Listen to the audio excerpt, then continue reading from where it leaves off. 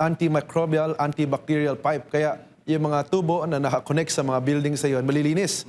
Lalo na pag bukas mo ng shower o ng tubig, makita mo, malinis yung tubig. Hindi katulad ng ibang building o bahay, mapuntahan nyo paglabas, kulay brown or kulay yellow kasi kumakapit ang mga bacteria at viruses. Sa atin, meron tayong film sa loob called the BioCode film under our Vesbo brand. Ito yung pinakaunang PPR sa bansa under Vesbo. Makita nyo, pinapatay niya ang viruses and bacteria. So that's part of our new normal design, maging pandemic-proof. Kaya nilabas namin to para matulungan ang mga developers and buildings para gumanda ang piping system natin. Kaya yun ang kagandahan sa PPR pipes natin. So yun ang sinusupply natin sa mga private sector, yung antimicrobial, antibacterial Vesbo pipes natin. Sa public sector naman, sinusupply natin yung malalaki nating corrugated HDPE. And yung maganda sa corrugated HDPE natin, we are one of the few corrugated HDPE suppliers sa bansa na load-bearing. Kaya maganda. Alam mo, yung nakikita natin sa bansa natin, palagi hinuhukay, tapos pinapalit yung drainage. So maraming hassle sa mga consumers, sa mga motorista. Kasi hukay ng hukay, tapos palit ng tubo. Lalo na yung concrete pipe na nababasag. Kaya naglabas kami dito ng load-bearing pipe. Kahit mabibigat na truck, mga bus dumadaan, hindi nababiyak ang pipes natin. Kaya lifetime na. Kaya nilabas namin to at itong sinusupply natin sa mga public sector, mga corrugated load-bearing HDPE pipes natin. Para halos lifetime na din ang mga drainage system nyo. Wala ng concrete pipe na kailangang gamitin at papalit-palit ng ilang taon, papalit na naman.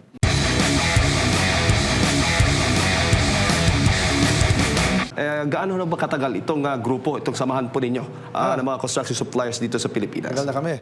We have existed for over 20 years. Ginawa namin yung Invictus or Federation of Construction Suppliers para ma-share yung mga bagong mga building materials sa bansa. Para maging first world din ang mga building materials natin sa bansa. Kaya gumawa kami ng grupo called the Federation of Construction Suppliers para ma-check natin, ma-regulate ang mga building materials at hindi maging substandard ang ginagamit natin sa bansa, both in private and public projects. At ngayon ba, dumadami, nadadagdagan yung members ng grupo? Oo, kami now we are the largest organization for construction supplies in the country right now. And we are continually growing, padami tayo ng padami, dahil nakikita nila yung ginagawa natin, mga programa at mga events at mga activities na ginagawa natin. Kaya padami ng padami ang miyembro sa organisasyon natin. At siyempre, may crisis po ngayon. Sir Aldrin, wala ho bang tumigil na sa kanila pong operasyon, sa kanilang pagnenegosyo dahil nga po dito sa nararanasan natin sa lagay ng ating ekonomiya? Well, ngayon, ang daming mga back-to-back yung mga na-experience natin ng mga issues. Of course, yung number one, yung flood control. Bumagal yung government spending. So, bumagal din yung mga infrastructure developments ng bansa. And of course, ngayon, yung Iran war, yung issue ng Iran war. Kaya tumaas ang freight, tumaas ang langis. So, of course, makita nyo, dahil sa dalawang bagay na to, tumaas ang building materials sa bansa. Kaya makita natin, short term, may slowdown short term. But sa tingin namin, mid-term to long term, lalakas ulit yung construction industry moving forward.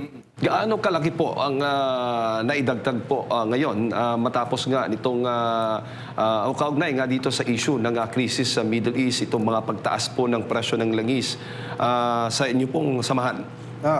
Iba-iba. For example, kami, sa plastic pipes, we see na there probably would be an increase na mga 20 to 30% sa mga materials natin. Dahil tayo ay plastic-based, so mga resin to and oil-based to. Kaya dahil sa most of our langis are imported sa Strait of Hormuz, imported yung oil natin, 98%. So sa tingin natin, tumaas ng 20 to 30%. Pero buti na lang, may stock tayo. So we will see effect ng mga customer namin, we will see the effect of yung price increase after 1 or 2 months kasi meron pa tayong stock. So ginagamit natin muna yung stock natin para hindi muna magbigla ang mga customers natin, mga developers, contractor. But eventually, magkakaroon na ng price increase dahil sa taas ng presyo ng langis at freight. At madalas, ito pong mga plastic pipes po ninyo, para sa kaalaman ng ating mga kababayan muna, sir, i-introduce mo na rin yung anong pangalan ng kumpanya po ninyo. At idagdag ko lang, yung mga plastic pipes po natin, ito mga products po ng mga suppliers natin, mostly talaga, galing po talaga sa ibang bansa, imported lahat po ito. Imported. Lahat ng mga PPR pipes are imported. And tayo nag-pioneer ng PPR pipes in the country back in 1995. Company namin are Tech Global. Tech Global Incorporated. So makita nyo, meron kaming website, Facebook, Instagram. So tayo ang nag-pioneer ng PPR and HDP pipes sa bansa. PPR, nilabas namin ito ng 1995 para palitan ng mga GI pipes. Kasi dati mga galvanized iron, nagkakalawang, nag-rust. So naglabas kami ng PPR para wala ng kalawang, wala ng rust. So kami una naglabas doon, pati ang HDPE. HDPE naman, yung kulay itim na pipe na nakikita nyo, ito ang pangpalit sa mga orange PVC. So yung orange PVC kasi maingay, nag-leak. Kaya naglabas kami ng ng HDPE na pang drainage. So nilabas natin to para ma-upgrade ang piping system natin sa bansa, para maging first world din ang piping system natin. Kaya nilabas namin yung PPR and HDPE para maging mas maganda ang piping natin sa Pilipinas. Opo. At siyempre, madalas hubas sa mga clients po ninyo nasa mga pribadong sektor o mostly sa government? Mix po. Meron tayo mga companies na sinusupply sa mga private. We are supplying developers such as SM, Ayala, Robinson. Sinusupply natin sila ng mga antimicrobial, antibacterial pipe. Kaya yung mga tubo na nakakonect sa mga buildings sa yon, malilinis. Lalo na pag bukas mo ng shower o ng tubig, makita mo, malinis yung tubig. Hindi katulad ng ibang building o bahay, mapuntahan nyo, paglabas, kulay brown or kulay yellow kasi kumakapit ang mga bacteria at viruses. Sa atin, meron tayong film sa loob called the BioCode film under our Vesbo brand. Ito yung pinakaunang PPR sa bansa under Vesbo. Makita nyo, pinapatay niya ang viruses and bacteria. So that's part of our new normal design, maging pandemic-proof. Kaya nilabas namin to para matulungan ang mga developers and buildings para gumanda ang piping system natin. Kaya yun ang kagandahan sa PPR pipes natin. So yun ang sinusupply natin sa mga private sector, yung antimicrobial, antibacterial Vesbo pipes natin. Sa public sector naman, sinusupply natin yung malalaki nating corrugated HDPE. And yung maganda sa corrugated HDPE natin, we are one of the few corrugated HDPE suppliers sa bansa na load-bearing. Kaya maganda. Alam mo, yung nakikita natin sa bansa natin, palagi hinuhukay, tapos pinapalit yung drainage.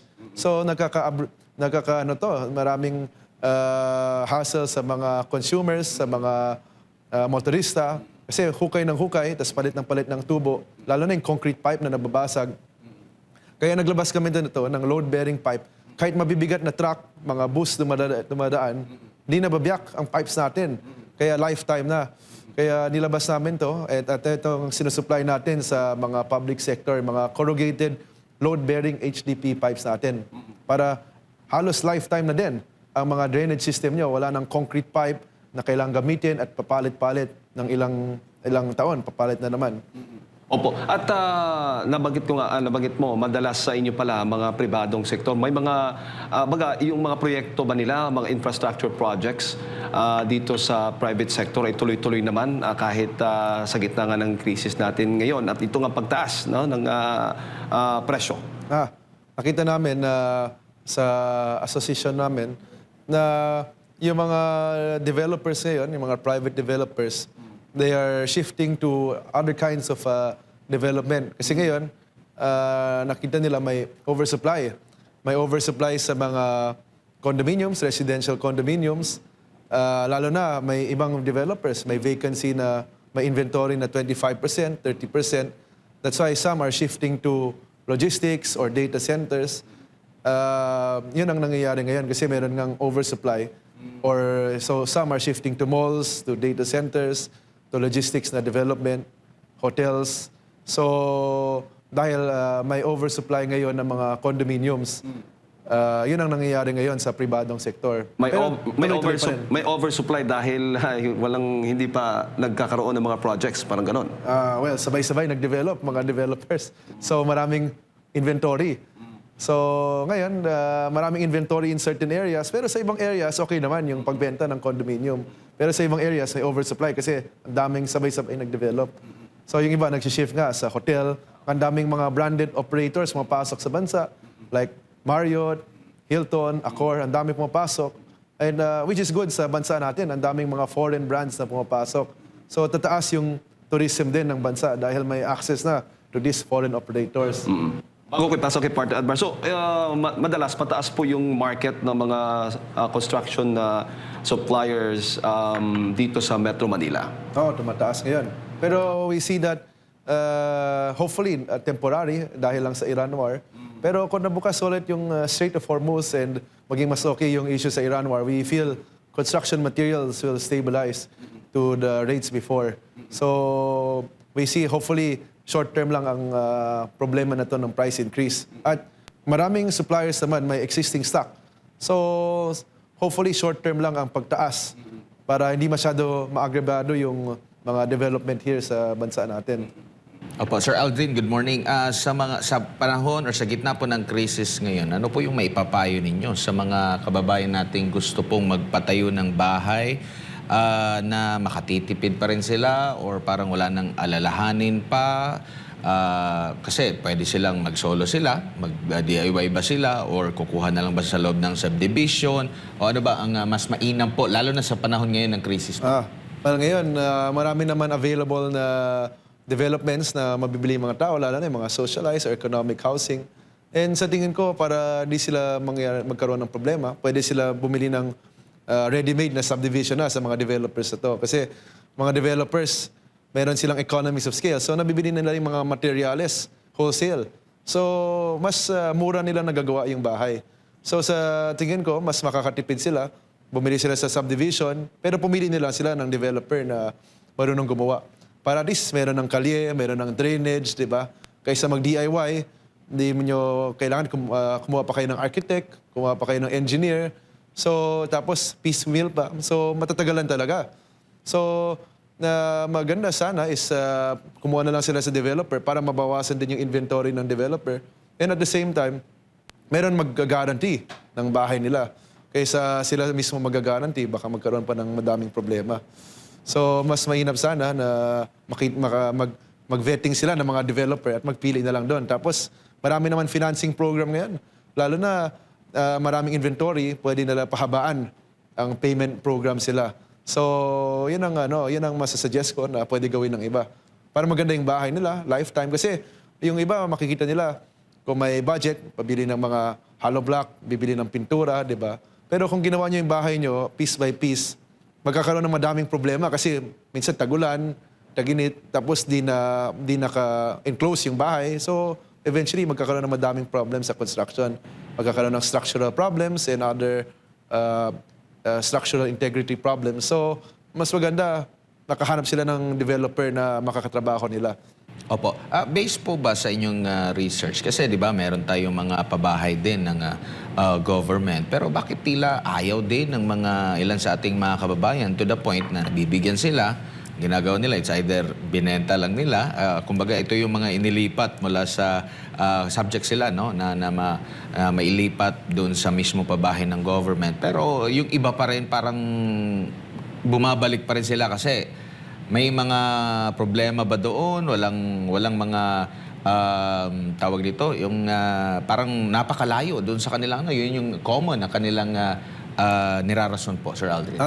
Oo nga. Minsan yung mga, like yung government program, meron sila yung 4PH, di ba? Yung pambansang housing.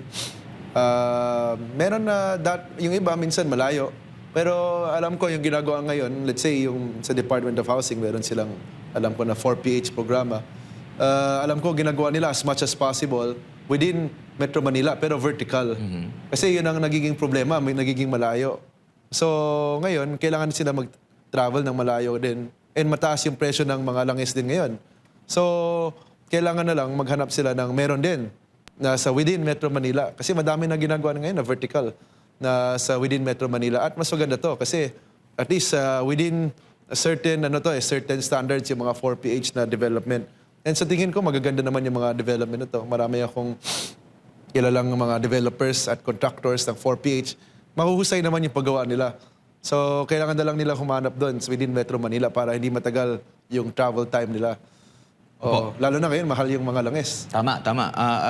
Maliban dito, sa tingin niyo po, ano yung role ng government? Kasi sa private sector, minsan, ano lang yan, naghahanap ng mga bakanting lupa, pwedeng bibili, doon i-develop. Pero makikita mo rin, marami ding mga lugar na gano'n na medyo hindi pa well-developed. Baka hindi siya enticing sa mga, or less yung accessibility ba? Na beyond na sa control ng mga nasa pribadong sektor. So dapat pantay itong ang role ng private at sa government. Oo. I think dapat pantay and important yung infrastructure na may access. Yun lang naman importante. May access, may mga basic infrastructure para at least mag-develop ng mga private projects sa area na yon. So kailangan magtulong-tulong yung public and private sector. And una is may access dapat, which is part of public spending, yung mga infrastructure projects. Para in that area, mag-develop din, magkaroon ng mga commercial areas, magkaroon ng mga residential developments, and magiging sariling ecosystem na din yun. At least yung mga tao, di na kailangan pumunta sa Metro Manila, magdaloy ng matagal.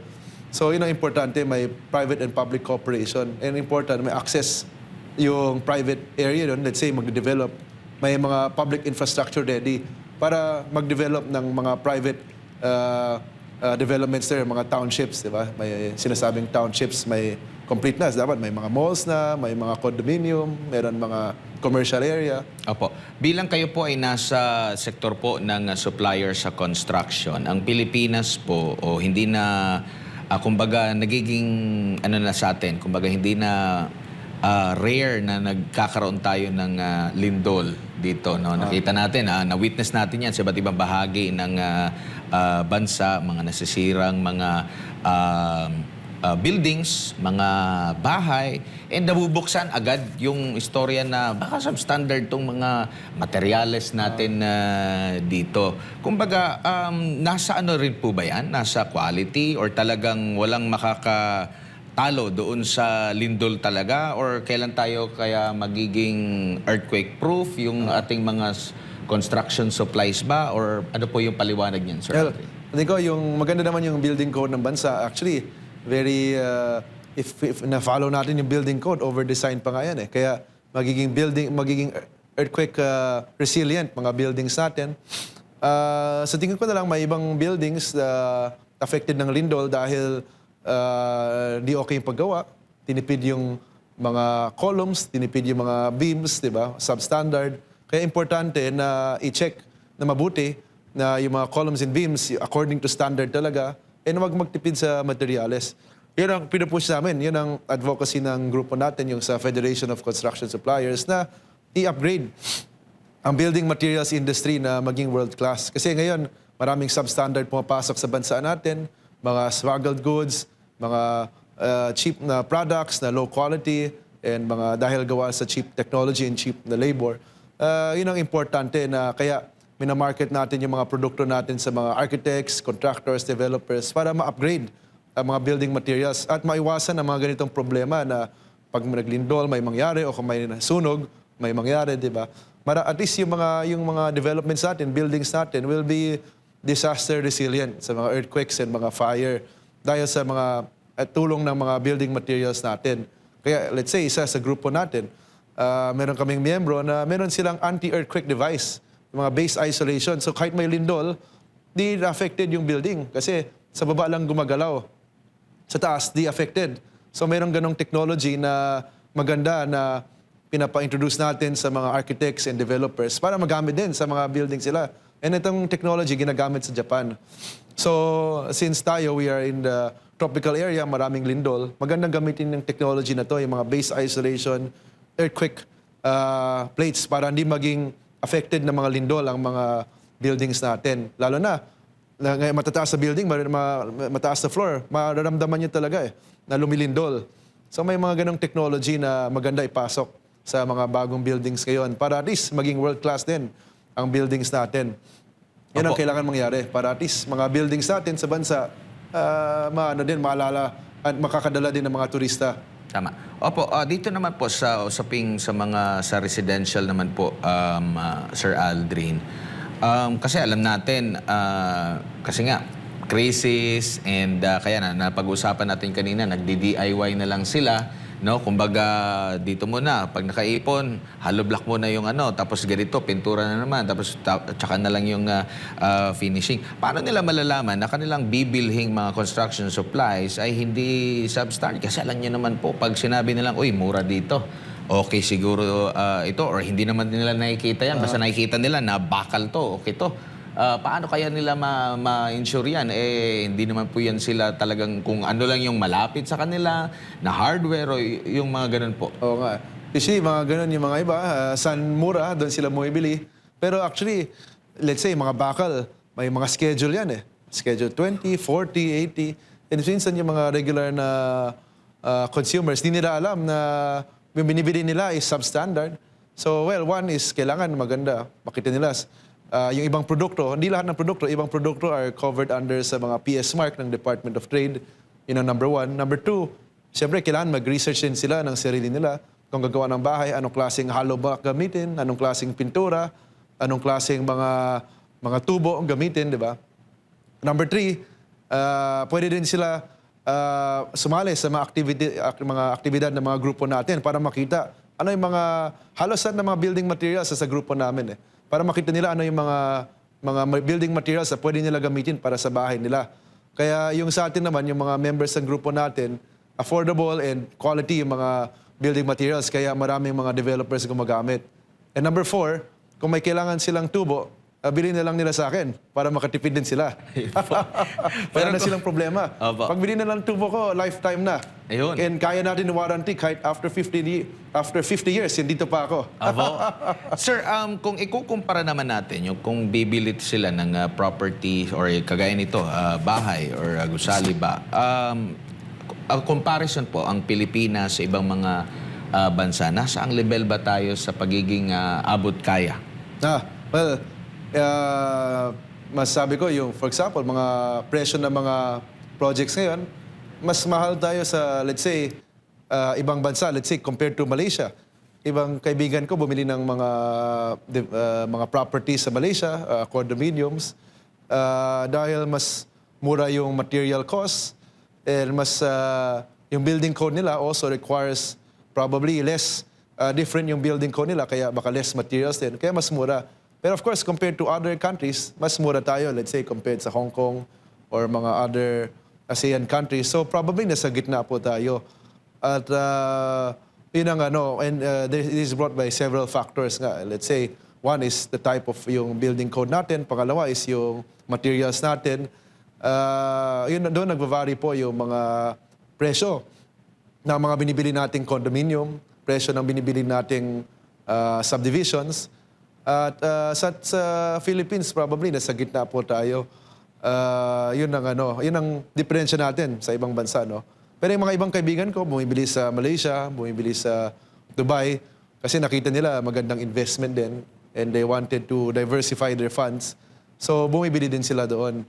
Pero mga development naman sa bansa natin, development nila SM, Robinson, Ayala, magaganda din nila Sibulan Master, lalo na sa Vismin.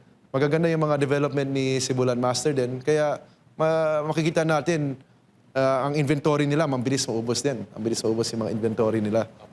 Huli na lang mula sa akin, Sir Aldrin. Sa panahon ngayon, yung mga naaakma dito sa ating bansa sa Pilipinas. Kasi kapansin-pansin natin, pag pumunta ka sa ibang bansa, hindi na pa horizontal yung mga bahay, pa vertical. Doon sa Japan, sa mga nandun pa rin yan. Pero sa atin po dito, ano bang mas maganda considering marami pa rin mga nakatenggang mga lupa dito, kung magde-develop po ang government, ano ba yung dapat i-priority na natin?